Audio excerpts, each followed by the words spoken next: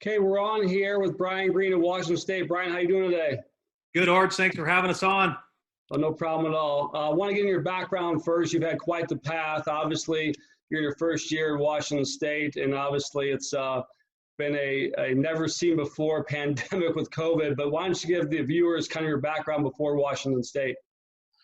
Sure, I'd love to. An unbelievable ride. Grew up in Temecula in Southern California. So for me growing up, the Pac-12 was the conference. So being the head coach at Washington State is, to be quite honest, or it's a dream. You know, that was the goal growing up. But Temecula Valley High School to Riverside Community College to Chapman University to New Mexico State as a player. And then a similar path coaching. I think the greatest advice I could give any coach would be go work for free for multiple years and see if you still like it. I certainly had that experience. Student assistant, New Mexico State, Riverside Community College, where I played, Cal Poly Pomona Division II for 2 years, Chapman University for 2 years at the Division III level, went to the College World Series, went 37-3 in one of those years, and then got the big break opportunity at 30 years of age to become the volunteer at Oregon State. Coach Case called, and then was a part of just some unbelievable programs. Oregon State with Coach Casey, over with Rich Hill for a year, first year hitting coach there for 1 year, Hawaii for 2 with Coach Trapasso. Then I get the really big break. I get an opportunity to go to UCLA for 4 years, ran the offense there, and later became the recruiting coordinator. Gary Henderson becomes the head coach at the University of Kentucky. I played for Gary. We had worked together at Oregon State. There's a relationship there. He calls. He wants to give me the hitting coach opportunity. Now it's the SEC to go run an offense and be the hitting coach. Was there for 6 years. And then my alma mater opens up in New Mexico State. Wanted to be a head coach. Go in, win 11 games. I have no clue what I'm doing. We're flying by the seat of our pants with limited resources, but we put our head down. Joe Mangrum and Mike Brown were on that first staff, worked tirelessly, brought in a ranked recruiting class in our first one. Won 34 games in year 2, and then 35, 40, and 38 were the win totals the next 4 years, a couple of championships. And then the phone rang in the summer. I'm about ready to come out your way and just sit on Arizona for a month recruiting. And the Cougs called. And we've never looked back, and pumped to be the head coach here. This will be my second stop and second roster turnover, but really excited about the opportunity. There's a lot of exciting things going on here in Pullman. So my question is, when you turn your resume into AD, is it 5 pages long because of all your stops? Is it that? It's really long. There's actually a funny story, Arch. There's an assistant coach at Baylor, John Strauss, and he was over at Loyola, and he's a Southern California guy for a while. But I was bouncing around so much early in my career. I think we were at some recruiting event. I don't specifically remember where it was, but he handed me a card. And he goes, Greeny, hey, all the coaches got together. We got this for you. And it was a frequent movers card from Mayflower that he had made up. He said, your 10th move will be free. But, been a lot of stops. But I'll tell you, I've been really fortunate. I've been around some awesome coaches. I've been able to take a lot of those pieces with those guys to every different stop. I've been around some great people and some great winners, and we've been able to take that with us moving into this program. To your first point, what made you stay with it? You talked about, not making much money, see if you still like it. What made you stay with that? Just the love of what I do and a supportive wife. Those are really the two things. I had a never-ending belief in that it was going to happen. I'm an energy positive person. I had a vision of how we were going to get there and what it was going to take. I knew, being kind of a runt, didn't play professional baseball. I was connected, though, and I knew that I had Gary Henderson and Dennis Rogers. Those were two really good people with high quality resumes in terms of just what people thought of them. Then I played for Elliott Amen. So I just thought if I could stay with it, I believed in myself. But again, the support of my wife, it just doesn't happen, without a partner and a team. Becky worked many years for us, and I wasn't bringing home any money and never at home. I just believed it could happen. And I stayed positive. I stayed loyal to the people that gave me an opportunity. I think that's what enabled me to stay in the game. The reference list grew, and then you catch a break. Pat Casey calls for an opportunity to be the volunteer there, and we never looked back. And that was really the big break at 30 years of age. So taking over, 2 different rosters, becoming head coach in New Mexico State and Washington State, what's the process like for doing that? So you come into a place that has, a roster already there, scholarships already there. How do you do due diligence on the coaches there, the players there, and then how do you be fair to them, but also bring in your own style and your own way of doing things? Yeah, or it's just a great question. And, many of us, we face that. I just think the biggest key is you just got to be honest, and you've got to be upfront with your players. We've been upfront and honest very specifically with our kids when we got here. Look, guys, the most important thing about being a member of this team and this family and this program is going to be that there's buy-in, that we're going to place a heavy emphasis on culture, the core characteristics of our program. Those are the key elements of it. And then that we want everybody involved in this process to want to become professional baseball players. And that's got to be at the top of your list, but we're going to do it by inspiring the community, being good citizens, being good people, because our intent is to blow the program up. So for us, to answer the question, I just think we're very upfront with it, with how we want to be and how we're going to operate.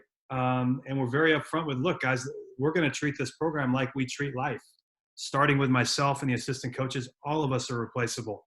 And we're replaceable tomorrow. So we've got to be on our toes every day to do things right. Be a good person, defend the university, make the university a better place. And we talk about those principles every day. And then in the same breath, we're bringing in a recruiting class, our first one, where we're not selling. We're promoting who we are, just in terms of this is the culture that we're going to be about and those types of things. And we just try to mesh those two things together. It's certainly a challenge now with COVID more than ever for all of the coaches across the country. With 5 rounds, maybe 10, you're talking about 75% of the players that typically move to professional baseball are now moving into college baseball. So it's going to be a tremendous challenge for all of the coaches right now. And we're honestly just sitting back and waiting to see if there's going to be any expanded roster, any expanded legislation, because, right now there's an influx of too many players either returning or coming in. There's not enough space. So that's going to be an interesting challenge that we're all going to have to deal with. But college baseball coaches, we are the geniuses of making something out of nothing with 11-7 and 35 players. So we'll be creative and we'll find a way to do that. That's great. Going back to your turnaround in New Mexico State, which I think was one of the biggest turnarounds ever, from 11 wins to 34 wins. What sparks that? I mean, obviously a big part as players and guys you bring in, but, and I don't mean to say this in a poor way, but New Mexico State and Washington State, even the ones in the pack and the WAC, they're not sometimes thought as destination places. What makes you make New Mexico State or Washington State a destination when you're competing against other places that may have different things over you guys? That's a great question. For New Mexico State, being an alum, or it's for me, and I think any coach out there, there's always something to sell. There's always something to promote, and you want to make decisions based on somewhere that has a name recognition or a national brand in some capacity. Obviously, New Mexico State had a little of that piece with basketball. We had a little niche in the Southwest. It's a great little college town. Obviously, the facilities needed major work and all those things. But I always look at it in terms of what can you promote, what can you sell, and how can this be built. I just saw New Mexico State as a gold mine and a gem in the desert. I saw 3 Division I programs in Arizona and 1 in the state of New Mexico. So you've got so much talent in Arizona, California, Texas that was surrounding New Mexico State. You had a state school and you had that interstate there. My sell and my belief is in family. So we were able to really promote that program and that culture of, look, you've got an opportunity to maybe come to Las Cruces and stay home with your family. Moving to Pullman, that was an easy one. You've got a $10 million facility coming in. You've got a program that's been to Omaha before, 4 different times, been to the College World Series. You've got one of the best conferences in college baseball. There's a weather piece that you can sell, and all of a sudden got a chance to be a nightmare for somebody coming up. So, obviously the pack is really stout. It's tough. It's challenging. It's difficult, but I love college towns. Corvallis, Oregon was one of my favorite stops with Becky, and so was Lexington, Kentucky. So that for me is the draw. And then it just goes into selling that, and obviously no matter where you are, if somebody likes a metropolitan campus area, there's not going to be a fit. But, for me and for us, I love the college campus feel. So that's the sell, but there's a lot to sell here. And then we just go out and promote all the great things about your university. And it's been a great story so far, and we're excited about it. You're talking about selling and recruiting. How has your role changed from being an assistant coach to a head coach? What was your role when you did that? How did your role change? And then how did you have to adapt to a different type of fit for you doing that? I think you learn that one on the fly when you become a head coach. You know, when you're an assistant coach and you become so ingrained, if you're working for great coaches, they do a great job. As I did, I was able to work for people who really were able to put you into your lane or your position and say, play this position and play it really well. Obviously, trust, loyalty, and integrity are the personal pieces that are non-negotiables. But when it comes to your job, you know, dominating your lane in your area. For me, I was a hitting coach, infield coach, and a recruiter, and I really stayed in that lane. Um, when I became a head coach, I learned very quickly that my lane expanded 50 times over, and I had to do a good job. And these are things that I've learned on the fly. I know I've improved at. You know, I know I'm a much better leader and communicator now than I was 6 years ago. The value that as a head coach has to place on the assistant coach is critical. It's the most important thing, and that's what I've learned in my journey here, going into my 6th year. Is you've got to get good people on board. You've got to give them the resources, the tools, and the lane assignment to say, do these things and do these things really well. But at the end of the day, the head coach's job is to protect the assistant coach and to create a safe environment for them. In doing that, it'll filter down. I think the lane change, or how that's changed for me when it came to recruiting as an assistant, it was player evaluation and relationships. I think when you become a head coach, or for me anyways, my lane has become selling the culture, selling the vision, and then trying to be different. I think too many of us head coaches don't spend enough time with the families and the players. We put a premium on that here. I've always felt that was really, really important, that in the recruiting process that the head coach spent a lot of time with families. It's where you're going to get to know each other and establish the relationships. And for us, that's where we find a fit. I think that's where you can find a pretty quick turnaround with players, because your buy-in can become pretty quick. The kids know what they're buying into, us, the relationships. When you're looking for guys to recruit for you, you mentioned a couple things, you know, the evaluation, the relationships, and I'll add a third one, the relentlessness of recruiting, you know, deeper lists, you know, doing different, you know, kind of that last leg. How do you rank those things as far as what you're looking for when you hire guys to go out and be one of the guys on your squad? There's 4 or 5 things that we look for that are constant, consistent, no matter what the roster is. You know, it goes into obviously talent, skills, and those things, the measurables, the metrics, and that's just one piece. But, you know, we place a really, really big emphasis, and this is just very factual. It's not a cliche, or, I mean, we really do place a huge premium on body language and their ability to communicate and how they act on a visit. We just place a lot of premium on that. We're not a program. We weren't at New Mexico State because probably we couldn't be. But it's still my philosophy that we're not going to go really heavy and deep down the list, you know, into the freshmen and early sophomores. I know that's a big piece, but I just think you got a chance to make changes later on that we don't want to make, and we want to put a heavy emphasis on the relationship. And when you're dealing with a freshman, you're really talking to mom and dad, and then you're not only projecting the player's skill, but you're even projecting his maturity and his ability to communicate. We really try to place that emphasis on that. If the body language is poor, we won't touch it, and that's no BS. It's really important. We place a heavy emphasis on competitiveness. We try to find, if we can, evaluate as much as you can. I learned that from Coach Savage. Just get out and see the player as much as you possibly can within the rules, and in doing so, you're going to find that 7th inning at the high school level. You're going to find that playoff mentality. You're going to see him in a big spot. How does he compete? How does he handle it?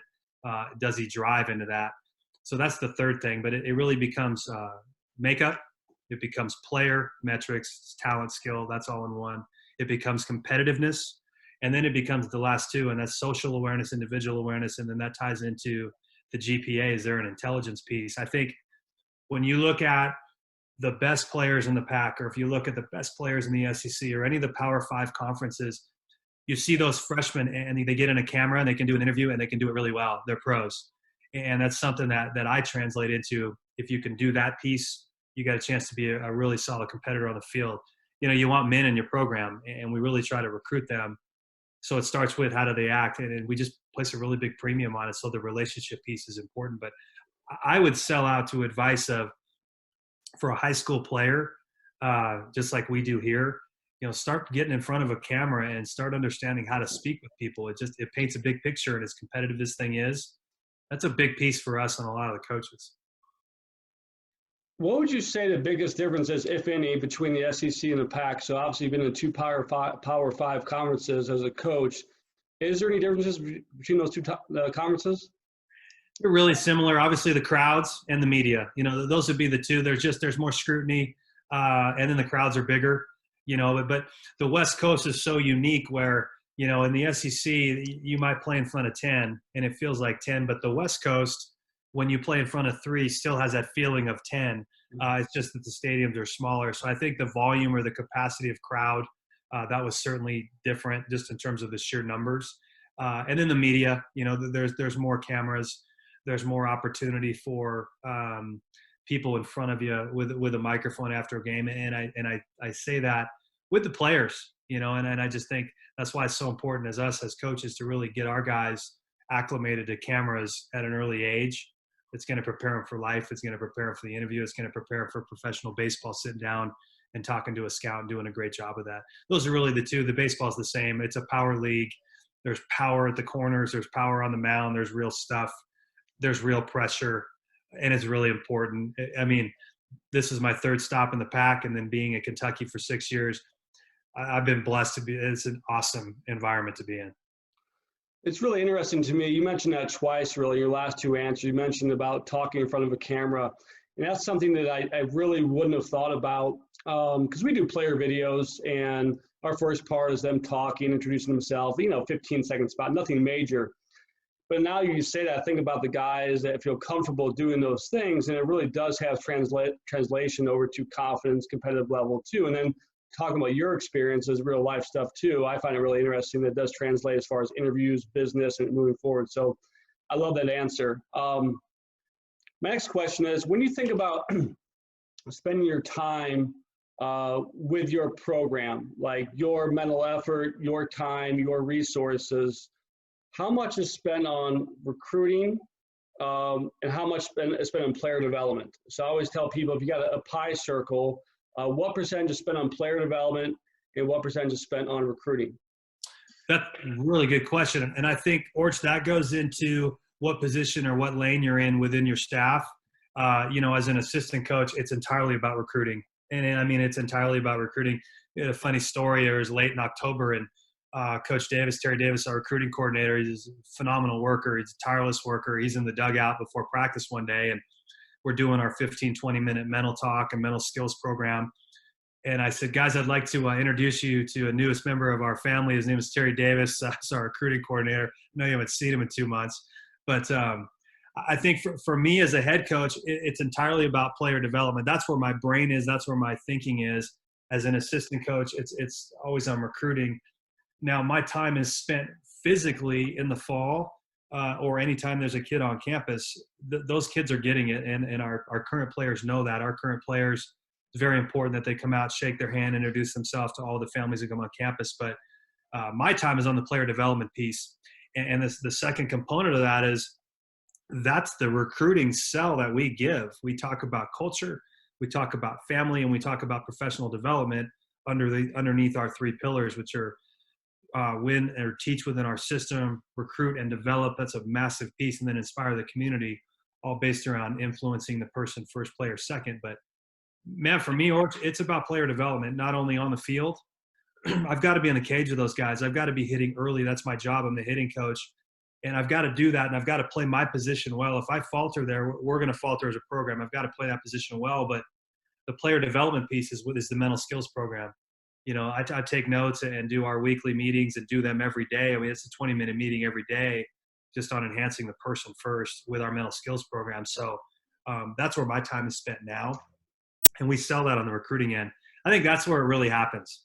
If you can impact the person, which is why talking about the interviews and in the recruiting process, this is a life or death, even though it's a livelihood or death situation. Every time we invest in a player from a recruiting standpoint, it's got to work. So we put such a heavy emphasis on the person and the type of person he is. When they get to our campus, I just believe in doing the same thing in terms of the development piece there. Obviously, the hitting and the swing development's a piece of it too, but spend a lot of it there. Like more than half is player development. You mentioned 2 things. So on the business side, when a player comes to a campus for a visit, what are you trying to accomplish? Is it trying to know the kid up close for a while, know his parents? Is it you trying to show him certain parts about your campus or your culture, kind of selling them on you?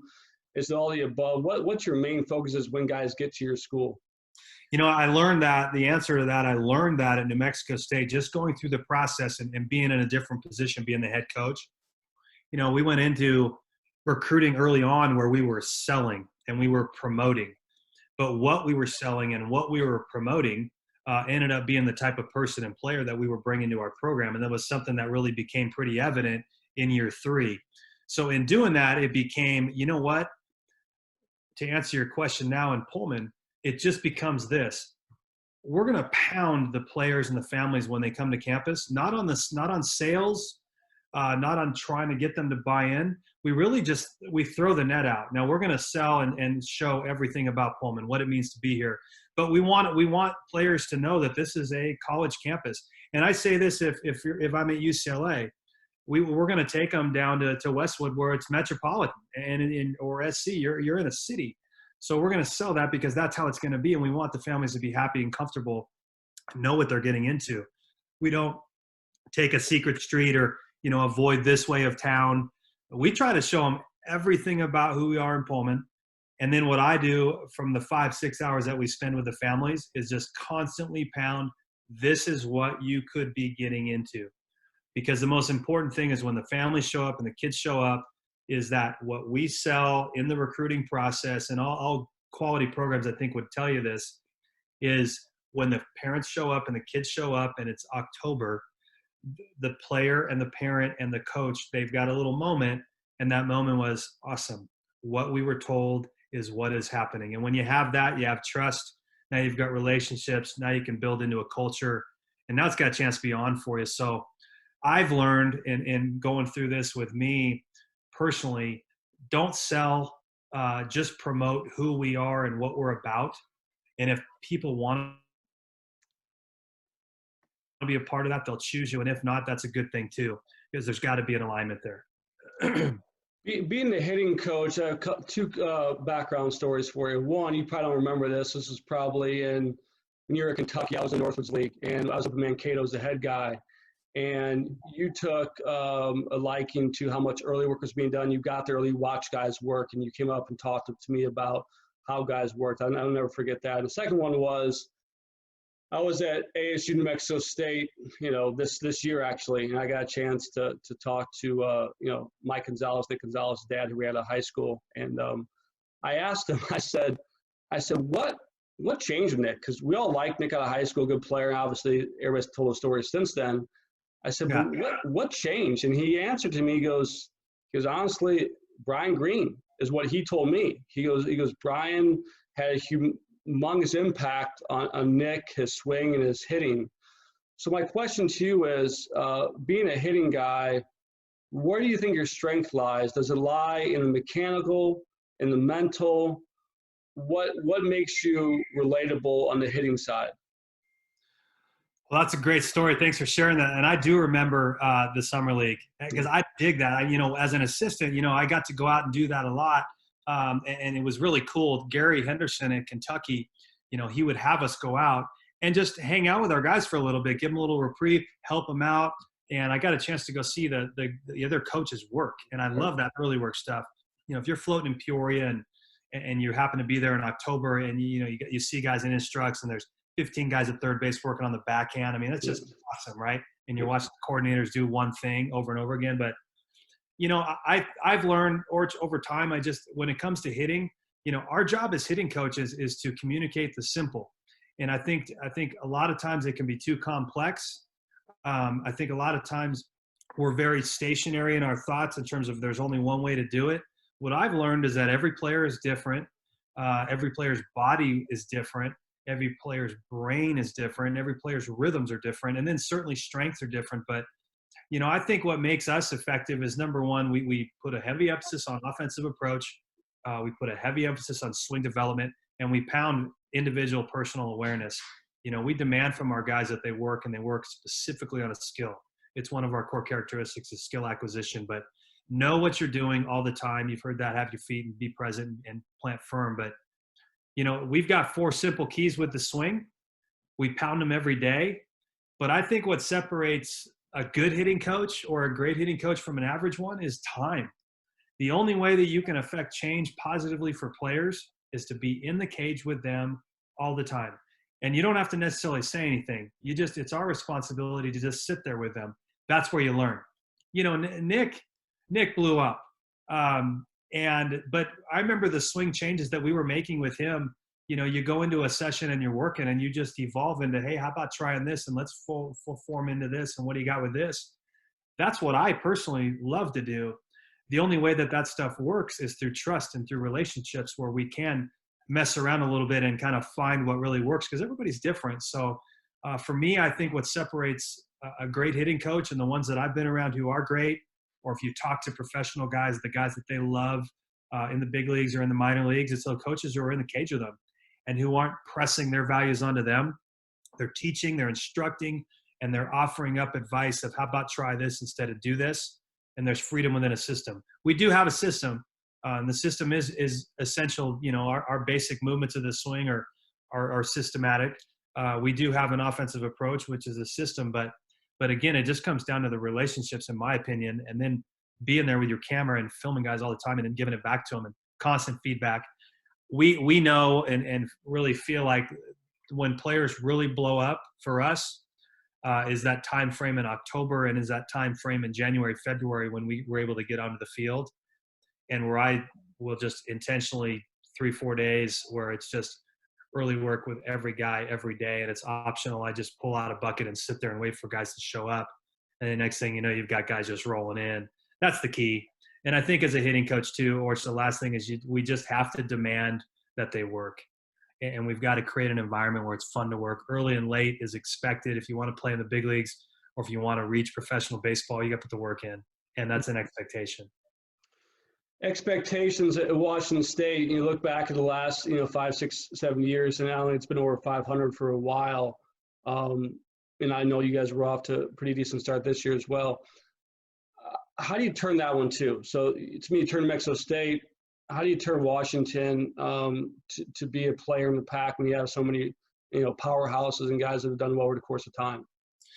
Well, number one, it starts with respecting the conference and respecting just the pack in general, just in terms of the strength. But for us, our big thing was we're going to be belief and hope changers. We're going to come in and we're going to be successful here. And then we're going to illustrate and point out why we can be successful here. And this goes for any program in the country, wherever you are. You can be successful in any area of life. I mean, I remember being told, New Mexico State, what are you doing? You can't win there. And next thing you know, there's a new facility and there's a Golden Spikes type player and there's top 6 round drafts and there's a couple championships. And, it just goes into belief. And we've got a $10 million facility coming in, being built right now. We've got a great college town. We're in a Power 5 conference. We're one of the best in college baseball. We're in a great state with great talent. Anybody in the pack can win, and so can Washington State, and it's been proven in the past. So for me, in anywhere that we are, I just think your job as a coach is belief, whether it's believing in your players, believing in your program, believing in your system, and getting a group of coaches who all share that belief and communicate it becomes contagious, and then you get out and you relentlessly work. But, who's kidding who? The BTO project, the Back to Omaha project for us, that put us on a level playing field. That was massive for Washington State. A $10 million facility being built in our first recruiting class. It enabled us to do some things. So really excited about that class coming in. I don't know now where rankings will sit because of everything that's going on, but we're excited about it. But just anywhere you are, I just think there's so many positives to sell. Find those things, sell them, and get your kids to believe. And that starts with you as a head coach believing in them. And then I think it'll rub off. Are recruiting rankings important? They're important for promotion. They're important for hype. They're important for fans. They're important for administration. I think they're really important when you're starting to kick off early on until you get established. It was really important, and we're forever grateful to college baseball, collegiate baseball, and for Baseball America for doing a couple write-ups on us in that first year at New Mexico State. We never had a ranked class. and all of a sudden we have a ranked class so we can sell that is starting to happen. So I think for the startups and the new programs, I think it's really important. But they're good for promotion and hype, and they're good for 18-year-old and kids, families to see that, hey, there's some good things going on. We put a premium on those after they happen, and then we sell it and promote it. But on the front end, we're really looking for alignment within the player and the family. Two more questions here. In 2020, with all the things that are going on with a lot of baseball tournaments, showcases, club ball, social media, all those things, are there still secrets on players? Are there still things out there that are hidden as far as players go at your level? Oh, I think so. I think, I'm really paranoid. I've got a little conspiracy theorist in myself, or, there's always something behind the scenes.